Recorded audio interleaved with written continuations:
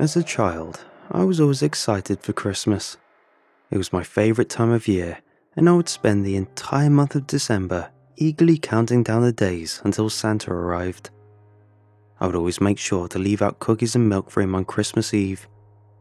But one year, something happened that shook my passion for this season.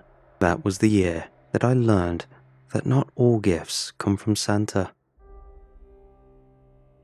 Growing up, I was vaguely aware that we were not very well off as a family. I always had less than the others at school. The meals I brought in lacked the flair compared to my friends' more colourful spreads. And surprisingly, I wasn't sad about this. But for some reason, I had it in my head that Christmas was different. I think I thought because Santa gave out the presents that I would get whatever I wanted. Probably from all my childhood movies that show the less fortunate protagonist have their dream come true for a day. I was convinced I was going to get what I wanted, and I non-stop dropped hints about what it was. The hottest toy in the market, a Nerf N-Strike Mega Thunderbow. I dropped hints constantly to my parents about what specifically I wanted, what everyone else in school was going to get. I was filled with excitement as I anticipated the arrival of Christmas morning. When I woke up on Christmas morning, I ran downstairs to see what Santa had brought me. I was thrilled to see a small pile of presents waiting for me under the tree. It didn't take long to sort them, as my parents had only one present each, which, retrospectively, they must have bought each other. Small things that were more gestures than gifts. I had the most. A grand total of 2. The first one was some things for school, and I waited a moment with bated breath. The second present was a box signed from both my parents. I was more than sure I knew what it was, so I just wanted to savor the moment, let it last in my mind's eye for the years to come. I saw colour when I ripped a corner, and I knew it was a toy. But when I stripped it of its paper flesh, I was distraught. It was close, but it wasn't a Nerf Thunderbow. Some street market knockoff that was pretty much the same in all but name. But, as everyone knows, kids don't understand that. I just knew I didn't have what I wanted for so long, and the betrayal I felt was too much for me to handle. Seeing that it came from my parents made all my ire directed solely towards them. In my anger and frustration, I stormed upstairs to my room and slammed the door behind me. I was so mad that I could hardly think straight. I couldn't believe that my parents had let me down in this way. I felt like they didn't understand me, and I hated them for it. I lay in my bed, crying and feeling sorry for myself. After Christmas, I found it difficult to shake off the feelings of resentment that I had towards my parents. I felt like I had been cheated out of something that I deserved, and I couldn't understand why they couldn't give it to me. I knew that they loved me, but it didn't feel like it. I didn't know how to deal with these conflicting emotions, and they consumed me. I found myself snapping at my parents and lashing out at them for no reason. I was miserable, and so were they. Looking back, I realized that a Nerf Thunderbow was just a toy, and it doesn't really matter that I didn't get it. But at the time, it felt like the end of the world. As the days went by, I was still feeling angry and upset about not getting it. I didn't know how to let go of those emotions. I was sitting in my room, staring at the wall and feeling sorry for myself, when I heard a knock at the door. My parents were out, so I answered it cautiously with a chain on, as instructed for the rare cases when I was home alone. As I opened the door, I was met with a sight that filled me with unease. Standing on the other side was a strange-looking man with pale skin and sharp, angular features. He was dressed in a long black coat that seemed to absorb the light around him making him appear almost ethereal. His eyes were barely visible through the darkness that seemed to surround him, and I could barely make out their cold, calculating stare. I felt a chill run down my spine. "Hello, child," the man said in a voice that was both soft and cold. "I have something you want." "What do you mean?" I asked, feeling a surge of curiosity. "What do you have?" "A Nerf N-Strike Mega Thunderbow," the man said, holding out a box. "I can give it to you if you want." I was stunned. I couldn't believe what I was hearing. A Thunderbow was right here, within my reach, and all I had to do was take it. But something about the man's offer made me uneasy. "What do you want for it?" I asked. "I don't have any money," I said, trying to keep my voice steady. "Oh, nothing much," the man said, smiling. "Just a small price. But don't worry, it's nothing you can't afford." It was everything that I wanted, but I didn't know what the man wanted in return. I didn't have any money, and I didn't have anything else to give him. But I was desperate, and I didn't want to miss out on this opportunity. "Okay," I said hesitantly. "I'll take it." The man handed me the box, and after he left, I tore it open eagerly. Inside, I found the Nerf Thunderbow, new and perfect. I was overjoyed, but at the same time, I felt a sense of fear and uncertainty. What had I agreed to? What was the price I had to pay? This quickly left my mind, feeling like I made off with the way better deal, because I had what I wanted, and he left before getting anything back. I think I just justified it as some strange act of goodwill and pushed the bad thoughts away. As time went on, I quickly began to outgrow the toy. As with all fads, it was the hype that was exciting, not the toy itself. It was still a special and cherished possession, but it no longer held the same allure that it once did. I had other interests and hobbies, and I'd moved on to other toys and games. The years went on, and I thought that I had left the memories of that Christmas behind. But even as I moved on with my life, I couldn't shake the feeling that something was wrong. I started to have strange and disturbing dreams in which I was haunted by the man that had given me the toy. I would see him in my dreams, his pale and sharp features leering at me from the shadows. I would wake up in a cold sweat, feeling shaken. Sleeping became a chore, something that I dreaded rather than looked forward to at the end of a school day. I tried to push these visions out of my mind, but they always returned, more vivid and terrifying than before.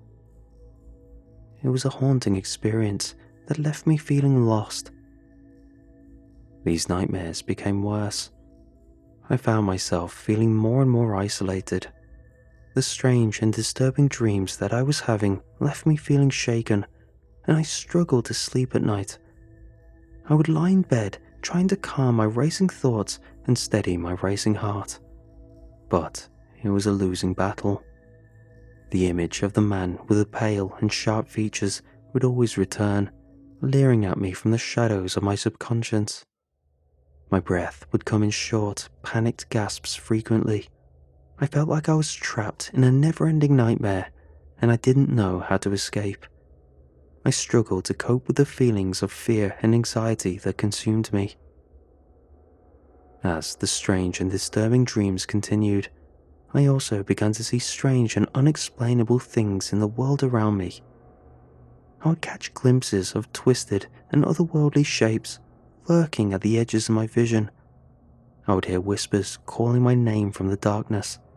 I would feel a strange and powerful force pulling me towards unknown and forbidden places at the edges of my mind. It was as if the barriers between reality and nightmare were breaking down, and I was being drawn into a world of madness and terror. I was filled with fear, confusion, unsure of what was happening to me or why. I felt like I was losing my grip on reality, and I didn't know how to stop it. At first, I thought that I was just letting my imagination get the better of me. I was still young after all, and I was known to have a vivid and active imagination. But as time went on, the things that I saw and heard felt more and more real. I started to see the man grinning at me in the corners of my room, in the shadows of trees, and even in the reflections of mirrors and windows.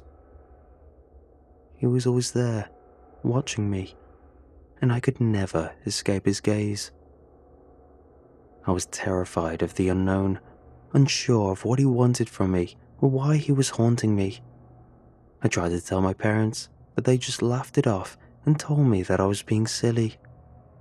I was horribly misunderstood since I couldn't properly describe what was happening, and I didn't know how to make the hallucinations stop.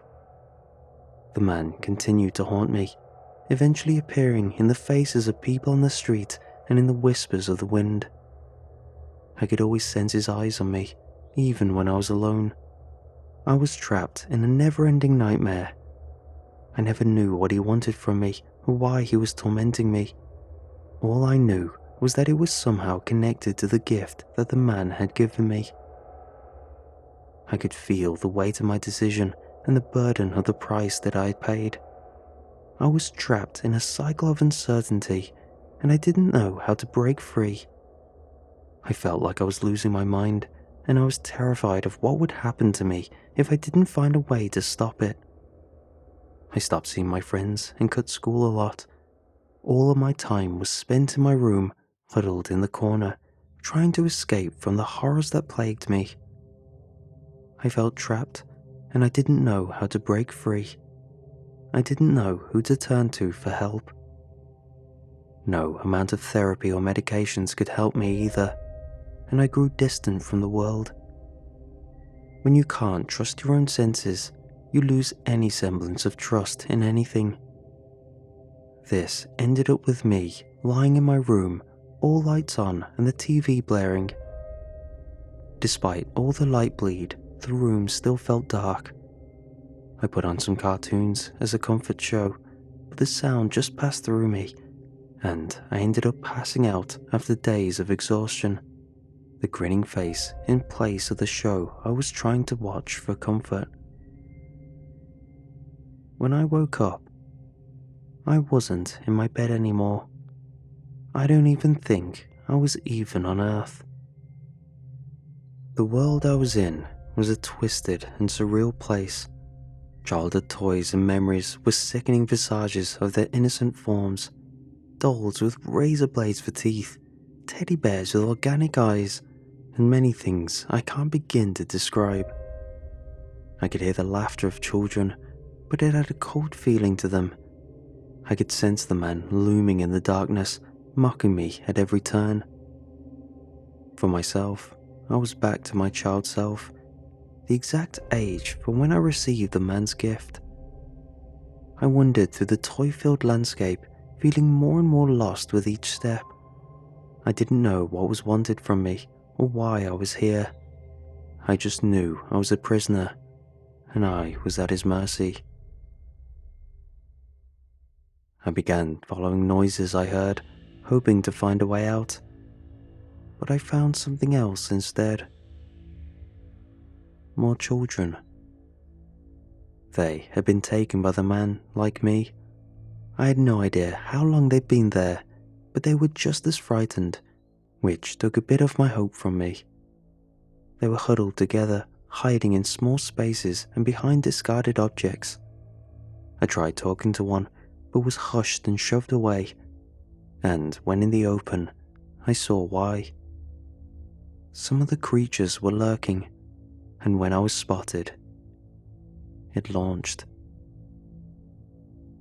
Immediately, the others ran, seeing that it was distracted. I didn't get a good look at the assailant before I was torn apart. I felt everything, despite being what I could only describe as a red puddle on the floor. Even as it feasted on the remains of my chunks, I could feel the pain bouncing around my mind like a phantom pain. I never blacked out, but I also lost nearly all my senses, so it felt like waking up when I jolted up from the floor, around me smeared in a rust-colored stain. Then, it all cycled again. Sometimes I'd bump into others when no danger was around. During these moments of respite, there was some sense of camaraderie. The consensus was that if someone was caught and left behind, it was no hard feelings, just your time for torment for a moment of relief for the others. It was a shark in a school of fish system. As they shared their stories with me, I was deeply moved by the horrors they had experienced. I couldn't help but admire their strength. But the horrors haunted us all equally. We couldn't sleep in this world, and even if we could, the lurking abominations didn't give us time to rest. Exhaustion was constant. Pain was eternal. One of the children, a girl named Lily, made her deal when she was just 6 years old. She'd been desperate for a new doll, and she had begged her parents to buy it for her. Her parents had refused. Lily had been devastated and succumbed to the man's temptation. He appeared to her, offering to give her the doll in exchange for a small gift. Lily didn't know what the demon meant, and she was too young and innocent to understand the true cost of her decision. She had agreed to the man's deal, and she had been taken to the dream world after years of a torturous life, just like me. The others had similar stories. Lily had been trapped here for years, and she'd been forced to live through the same evils over and over again. She was trapped in a never-ending cycle of gore and violence, and she couldn't escape. She had given up hope, and she had resigned herself to a never-ending lifetime of misery and despair. She had met the other children, and they'd given her a slice of hope. Despite not having the tools to deal with what's around, that small sense of camaraderie and self-sacrifice gave that seed of hope that helped them carry on. And now, I had that too. This seed grew into an idea. An idea with no backing, mind you, but still a small light to imagine at the end of this dark tunnel. They were looking for a way out, and they were determined to escape from the man's grasp. However, the more we explored the twisted world, the more we felt trapped by this curse. Too many demons patrolled the space, too many sights that twisted one's mind and drained us of hope. No sign of any form of escape. Through all this, Lily and I quickly became friends, and we helped each other to survive in the dream world. We would often get separated from the other children, and we would have to find each other again. But no matter what, we somehow always found each other specifically over the other kids. Despite this, there could be times that you couldn't find anyone. Weeks would go by without seeing a single person, only the twisted toys that roamed like titans.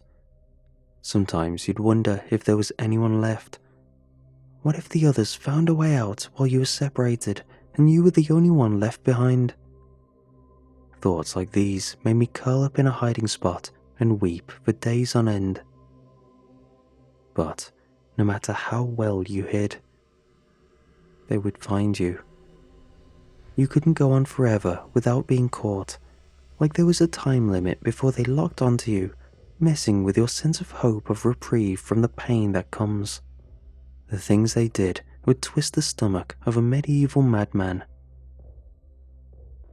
After years of this cursed living, I was wandering the landscape alone. Then I felt a tug on my hand. It was Lily. She pulled me into a crevice, which at first I thought was to hide, but she had something to share. She claimed she somehow learned a way to escape, though she never told me how. She said that the only way to escape was to replace our spot in the dream world with another child, and to let the man claim them instead of us. It was a cruel and heartless plan, but it was our only hope. Lily seemed horrified by the idea, and she didn't want to sacrifice another child at first, but it was our only chance of escape, and she wanted to see what the terms were. I promised to keep it secret from the other children, and to make sure they never found out what we were planning. 2 victims was already too much for our conscience, though the guilt of not telling them also weighed on me. Lily led me through many paths and tunnels I hadn't seen before in the years I'd been there. These must have been mapped out in her mind from almost a decade of being here. Her time was well spent, something I hadn't been doing myself, though I didn't want to tell her that. Crawling for so long, we came to a clearing that looked different to the rest. A dark visage devoid of the flames and Christmas lights of the monster-stalked plains. In the middle was a small hut, and inside was him. Though he didn't move, I was terrified. He just stood there, smiling at us, but when Lily approached, I realized he was just looking at her. She knelt and told him we were willing to serve him and the dream world if we could live the rest of our lives. A complete change in demeanor to how she described things. Despite this, I went along to see how it'd go. The man was intrigued by our proposal, and he agreed to our terms. He grinned and gave us a Christmas gift, and he told us that we had to find a child to replace us for the time we were gone. I had little hope that he would release them once we were back, however long that was. But at this point, my mind was clouded with the thought of reprieve from this nightmare. I was horrified, but I knew I wanted a break. In a blink, I was back in bed. At the exact moment I drifted off, Family Guy was playing in the background with no hint of corruption on the TV. I was back, and my senses were mine for the first time in what felt like a lifetime. It took me a while to get my bearings. I was in bed and the TV was on with some cartoons running. I was getting ready for sleep, and there was no school because we were on break. It was the Christmas holidays. Instead of going immediately on the hunt, I slept for the first time in what must have been years. It was refreshing to close my eyes in a dimly lit room without seeing the visage of the man lurking in any shadow. When I woke, I prayed to anything holy that it was all the culmination of my mental deprivation, that the nightmare was a torturous lucid dream that ended with some well rest. For the first time, everything felt quiet. No more whispers, no more visions. I tried to believe with all my heart, but the present sitting at my desk said otherwise. I picked up the present and left the house. I told my parents I was dropping a gift off at a friend's house, and they were so ecstatic that I was up and about that they gladly saw me off, none the wiser to my real motives. I wandered through the streets, looking for anyone who stood out. I passed by parks and fields until I saw a girl. She was lost and alone, having wandered too far from her friends while playing hide and seek. I comforted her as best I could and told her I would help her find her friends. So I guided her back to where they started and called out for them. As soon as they heard a voice that wasn't someone they knew, they took it seriously and came out, seeing their lost friend wiping her tears. She was grateful, and before leaving, I told her that she could have a gift to cheer her up. This immediately worked, and the friends gawked at the prize she received. If it weren't for the immense guilt that racked me to my bones. There are things I never accounted for, though. Where is Lily? I have no idea the size of the man's domain. Was it only in my country, or could she be in a far-off continent? Did she give the gift? Did she find another way? All I know is I need to find her. I was weak. I am weak. I did the man's bidding with no question. Lily was the one with the brains. She was the one who found the escape. Could she have found a loophole? Too many questions, too much guilt. I need to find Lily. Maybe she will find a way to stop us going back. Because, if not, I have to enjoy the time I have left. Because hell would be a respite from the torture that awaits me. We don't always get what we want. And sometimes, the things we want the most comes with a price that we can't fully understand.